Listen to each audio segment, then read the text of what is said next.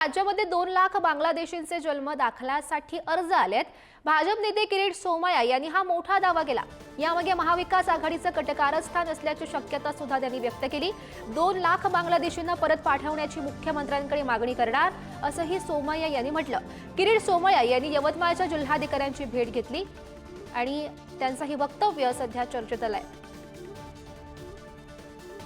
2024 मध्ये 2 लाख लोकांनी अर्ज केले, 2% फेटाळण्यात आले। 1,07,000 सर्टिफिकेट दिले, बाकी 93,000 देण्याची प्रक्रिया अंतिम टप्प्यात होती। आता महाराष्ट्र सरकार मुख्यमंत्र्यांनी निर्णय घेतलाय, जोपर्यंत सगळी चौकशी पूर्ण होत नाही तोपर्यंत एकालाही नवीन जन्म प्रमाणपत्र दिले जाणार नाही।